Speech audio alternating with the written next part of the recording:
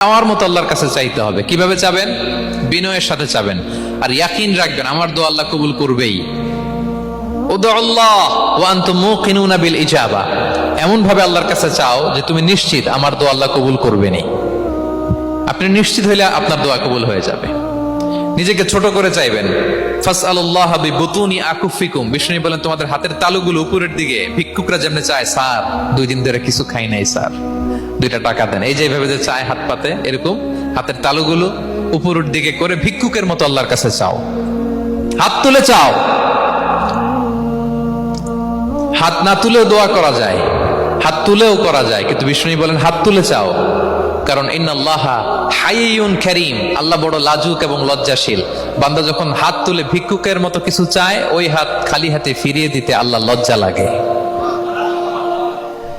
খালি হাতে ফিরিয়ে দিতে আল্লাহ লজ্জা পান। হাত তুলে চাইবেন। দোয়াতে আল্লাহর নামগুলো ধরে ধরে ডাকুন। ইয়া আল্লাহ, ইয়া রহমান, ইয়া রহিম, ইয়া হাইয়ু, ইয়া কাইয়ুম বিরহমাতিকা আস্তাগীথ। আল্লাহর নাম ধরে ধরে চান, ওই দোয়া আল্লাহ কবুল করবেন। বিশ্বনবীর উপর দুরূদ পড়েন। যে বিশ্বনবীর উপর দুরূদ পড়ে না, ওই দোয়া আল্লাহর কাছে কবুল হয় না, এটা আকাশে পেন্ডিং থাকে। কুল্লু দুআ মুআল্লাক মাহজুব বাইনাস সামাই ওয়াল আরদি মা লাম ইউসাল্লা আলাইয়া। বিষ্ণু বলেন সব দোয়া আকাশে পেন্ডিং থাকে যতক্ষণ আমার উপর দুরূদ পড়া না হয়। মোবাইলে দেখবেন ব্যালেন্স না থাকলে মেসেজ পাঠালে কি হয়ে থাকে? ওইটা পেন্ডিং। আবার টপ আপ করলেই সেন্ড। তা আপনি যে বলেন হুজুর আমার দোয়া কবুল হয় না, কেন হয় না বুঝছেন এবার? হ্যাঁ, নবীর উপর দুরূদ পড়েন নাই তো। আল্লাহুম্মা সাল্লি ওয়া সাল্লিম ওয়া বারিক আলাইহি। শুরু করবেন বিশ্ব নবীর উপর দুরূদ দিয়ে, মাঝেও পড়বেন, শেষেও পড়বেন, আগেও পড়বেন, পরেও পড়বেন। আপনার দোয়া কবুল করবে কে?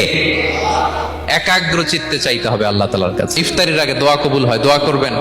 বৃষ্টি যখন পড়ে দোয়া কবুল হয়, দোয়া করবেন। আর দুআউ মুস্তাজাবা বাইনাল আযানি ওয়াল ইকামা, আযান ইকামতের মাঝখানে দোয়া করলে দোয়া কবুল হয়। আম্মা আব্বা দোয়া করলে দোয়া কবুল হয়। হজ থেকে যে রিসেন্ট ফিরে আসছে তার কাছে যে দোয়া চাবেন, দোয়া করলে দোয়া কবুল হয়। খাতমুল কোরআনের পরে দোয়া করলে ওই দোয়া কবুল হয়। মাজলুম দোয়া করলে ওই দোয়া আল্লাহ ফেরায় না। আমরা যেন বেশি বেশি দোয়া করি।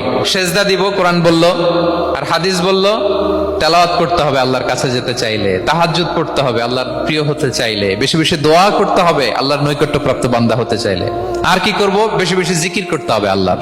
সুবহানাল্লাহ, আলহামদুলিল্লাহ, লা ইলাহা ইল্লাল্লাহ, আল্লাহু আকবার, এগুলো পড়বেন। আস্তাগফিরুল্লাহ বেশি বেশি পড়বেন।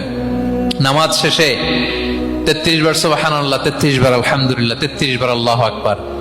এরপর 3 33 99 100তম মিলাবেন এইভাবে। লা ইলাহা ইল্লাল্লাহু ওয়াহদাহু লা শারীকা লাহু লাহুল মুলকু ওয়া লাহুল হামদু ওয়া আলা কুল্লি শাইইন কাদির। পড়েন, আপনারা পড়েন, সবাই পড়েন।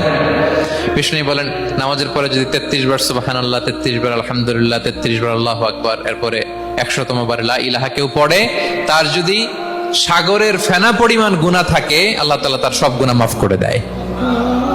প্রত্যেক ফরজ সালাতের পরে আয়াতুল কুরসি পড়বেন। পড়েন আপনারা? কোরআনের সবচেয়ে দামি আয়াত।